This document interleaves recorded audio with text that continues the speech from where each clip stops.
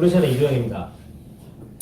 오늘은 영재교육원에 대한 소개를 하는 시간인데 저희가 특목고 입시에 대해서 설명을 드릴 때 영재원에 입학하면 굉장히 유리합니다 라는 말씀을 드린 적이 있어요. 그래서 오늘은 그 영재원에 대한 전체적인 설명을 하는 영상 콘텐츠입니다. 자, 영재원 또는 영재라고 하면 굉장히 뛰어난 재능을 가진 사람 또는 학생을 얘기하는데, 그렇게 생각하면 우리 아이가 굉장히 뛰어난 자질이 있어야만 영재원에 입학할 수 있구나라고 생각하실 수 있겠죠.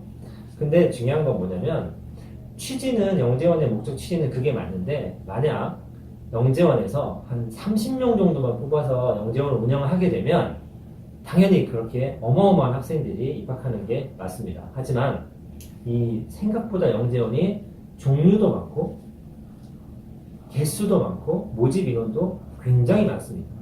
뭐 대강 설명을 드려도 초등 영재원의 모집 인원은 300이 넘고 중등 영재원의 모집 인원이 500명 이상이 되기 때문에 관심만 있으시다면 생각보다 문턱이 굉장히 낮고 우리 아이한테 맞는 적절한 영재원을 입학하게 되면 굉장히 유리한 점들이 많기 때문에 오늘은 그 부분에 대한 설명을 해드리도록 하겠습니다. 자, 전국적으로 할 수 있는 건 힘드니까 일단 인천 쪽에 있는 부분에 대한 얘기를 할 건데, 영재원 하면 어머님들이 이렇게 질문하실 수 있어요. 뭐 배우냐? 꼭 가야 되냐? 뭐가 좋냐? 이런 궁금증 가지고 계시겠죠. 첫 번째로 꼭 가야 되느냐라는 질문에 저는 꼭 가야 된다고 생각합니다. 비율을 적당히 들게 제가 마땅치 않은데, 예를 들면 학생회장이라는 직함에 대해서 제가 얘기를 하면 우리 아이가 학생회장을 할 수 있는 기회가 생겼다. 시키시겠습니까? 할 수만 있다면 하는 게 월등히 유리하죠. 물론 싫어하는 사람도 있어요. 왜요? 굉장히 많은 스펙에도 도움이 되고, 그걸 떠나서 학생이 보고 배우고 듣는 것도 굉장히 많을 거라고 생각합니다. 그렇다고 학생회장 못하면 찌질이고 실패냐? 절대 아니죠. 학생회장 안 해도, 반장 안 해도 학교생활 잘하고 또는 좋은 학교 갈 수 있는 학생들도 있습니다. 영재원도 비슷한 맥락이라고 생각하시면 될 것 같습니다. 그럼 영재원 가서 뭐 배우냐? 라고 생각할 수 있는데, 이 부분은 오늘 영상에선 소개해드리기가 조금 어려운 게, 영재원이 20개가 넘기 때문에 각 영재원별로 설립 취지가 다르기 때문에 교육하는 내용도 조금씩 다릅니다. 간단하게 설명을 드리면 과학 영재원이다. 그러면 수학, 과학 수업하는 거고요. 영어 영재원이다. 영어 수업을 주로 편성해서 운영을 한다라고만 생각하시면 되고, 저희가 각각의 영재원에 대해서는 이미 저희가 콘텐츠를 만들어 놨는데 차례차례 시간 텀을 두고 업로드를 좀 시키도록 할 테니 그 영상을 참고하시면 더 도움이 되실 것 같습니다. 자, 그럼 제가 화면에 장점이라고 적어놨는데, 영재원 입학하면 뭐가 좋냐라고 하는 부분에 대해서 설명을 하도록 하겠습니다. 첫 번째는 저희가 학생들한테 좋은 교육을 시키기 위해서 학원에도 많이 보내시고 양질의 사교육도 시키시는 분도 있겠는데, 이 영재교육원 교육은요, 검증된 교육기관이고 검증된 프로그램을 자격이 있는 선생님들이 운영을 하는데 무려 공짜라는 가장 큰 장점이 있습니다. 돈 주고 시켜도 되죠. 하지만 이미 자격을 가지고 있는 선생님들이 공짜로 수업을 해주면 이거 더할 나위 없이 좋습니다. 두 번째는 학생부가 풍성해진다라고 얘기했는데, 영재교육원 수료는 학생부에 수료했다 정도는 기재가 됩니다. 그걸 떠나서 굉장히 다양한 활동들을 하기 때문에 그냥 그 활동 내용을 적당히 가지고 있는 것만으로도 학생부는 혹시 나중에 특목고 입시를 할 때 자소서를 작성할 때도 굉장히 유리합니다. 세 번째는 특목고 입학이 유리하다라고 했는데, 거의 대부분의 특목고에서는 자체적으로 영재원을 운영을 합니다. 그러면 뭐가 유리하냐? 그 학교 선생님들이 수업을 하고 그 학교 선생님들이 교육에 관여를 한다는 얘기죠. 그럼 선생님 얼굴을 안다고 해서 그 학교 입학이 유리하냐? 유리할 수도 있죠. 그게 중요한 게 아니라 그 학교에서 원하는 학생들, 즉 고등학교 특목고의 교육 방향과 영재원의 교육 방향이 어느 정도 맞춰져 있기 때문에 영재원에서 활동을 하는 것만으로도 그 학교 입학이 유리하다라고 할 수 있습니다. 자, 네 번째는 학생과 학부모 인프라 구축인데 학생편을 먼저 얘기해 드리면 성향이 비슷한 학생들끼리 모여 있으면 금방 친해지고 서로의 약간의 선의 경쟁도 생길 수 있고 아마 학부모님 입장에서는 이 마지막 게 되게 중요할 수 있겠는데 제가 그나물의 그 밥이라고 적어놨습니다. 무슨 얘기냐면 초등학생이나 중학생들이 영재원에 입학을 하게 되면 자연스럽게 학부모님들끼리 인프라가 형성이 되죠. 다시 말해서 굉장히 고급 정보들을 공유할 수 있고 아이들을 앞으로 학교를 보내거나 학원을 보내거나 공부를 시키는 데 있어서 굉장히 방향성을 정하는 데 유리할 뿐더러 시행착오를 줄일 수 있는 어마어마한 장점이 있습니다. 이 정도의 장점을 가지고도 안 하겠다 할 수 있죠. 장점만 있느냐? 뭐 굳이 따지면 단점이 있을 수 있습니다. 어떤 단점이 있느냐? 시간을 많이 뺏기고 이렇게 적어놨는데 이제 영재원이 되게 많다고 얘기 드렸고 특목고에서도 영재원을 운영합니다 라고 말씀을 드렸는데 우리 집 앞에도 학교가 있는 게 아니죠. 즉 인천예술영재고 같은 경우 송도에 있습니다. 인천과고는 영종도에 있죠. 미추홀외고 같은 경우는 논현동에 있습니다.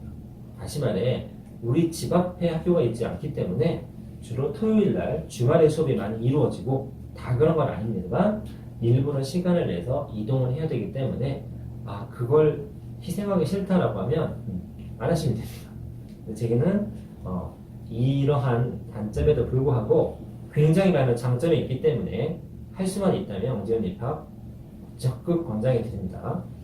자, 앞에 사설이 좀 길었습니다만 이제 중요한 정보를 전달해 드려야 되겠죠? 도대체 영재원이 몇 개나 있고 몇 명에서 뽑느냐라고 얘기했는데 영재원이 굉장히 많기 때문에 제가 좀 구분을 했습니다.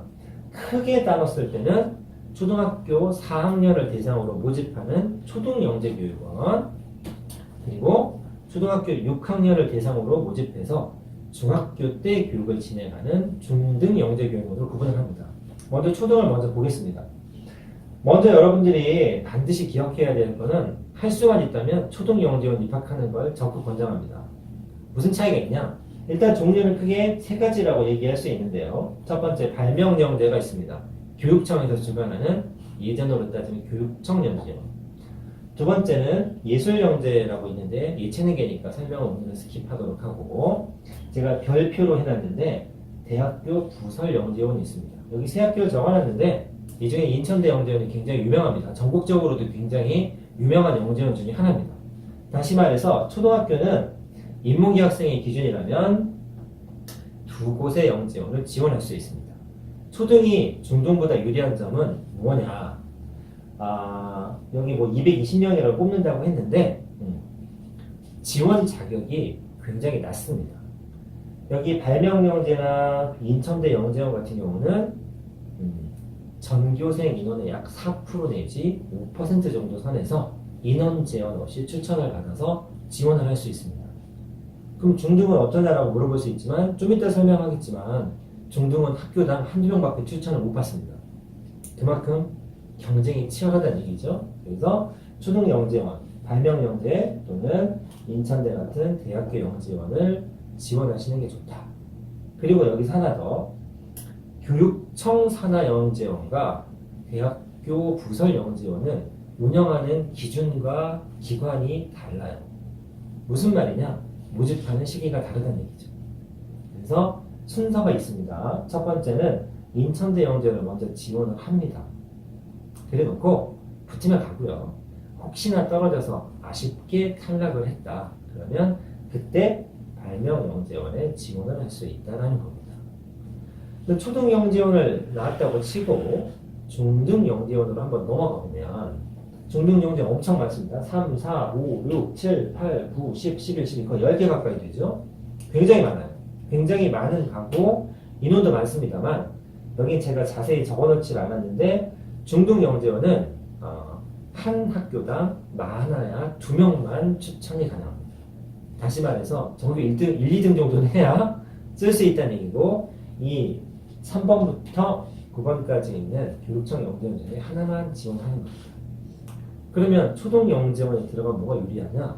초등학교 영재원을 나오면 여기에 있는 영재원 중에 상당수를 정원 외 추천이 가능합니다. 다시 말해서 특별 자격이 주어진다는 얘기죠. 그래서 나중까지 생각하신다면 초등 영재원 꼭 생각하셔야 됩니다. 여기 뭐 간단하게 소개를 드리면 교육청 영재교육원 보통 중학교에서 운영을 하는데 한 10개 정도 있어요. 중등 예술영재원, 예술영재원은 인천 예고에서 운영하고요.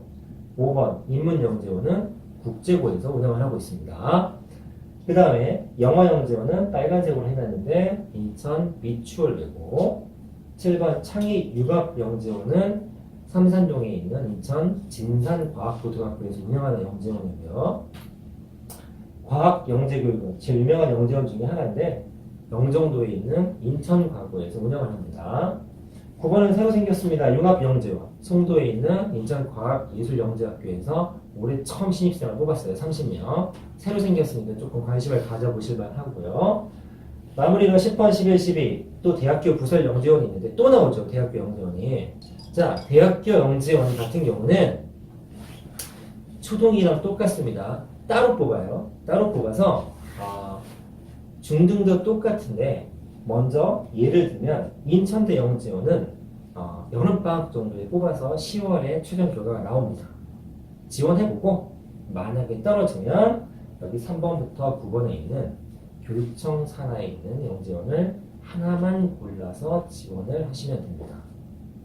아까도 말씀드렸지만 초등 영재원을 나오시면 인천대라든가 8번에 있는 과고 영재원 같은 경우를 정원 외 추천을 해주는 제도가 아직은 살아있기 때문에 우리 아이가 영재원에 입학을 했으면 좋겠다라고 생각하시면 초등학교 때부터 관심을 가지시는 게 좋고요. 정리를 하자면 이렇습니다. 영재원은 굉장히 다양하다. 인원도 생각보다 굉장히 많다. 그리고 특목고 입시에 유리하다.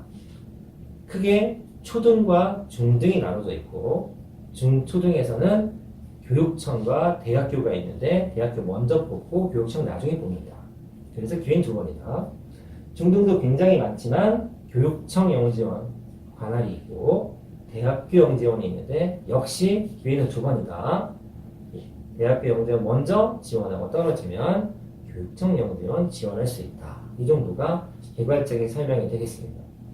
세부 항목은 굉장히 다양하고 매년 시험 보는 방식도 좀 바뀌고 하는 부분이 있기 때문에 제가 앞서 말씀드렸지만 각각의 영재원에 대한 세부 설명은 저희가 영상을 따로 만들어서 업로드 시키도록 할 테니 그 영상을 참고하시고 혹시나 오늘 제가 설명드린 부분에 있어서 조금 더 궁금하신 점이 있거나 질문이 있으시면 댓글로 알려주시면 저희가 성심성의껏 답변 드리도록 하겠습니다. 이상입니다.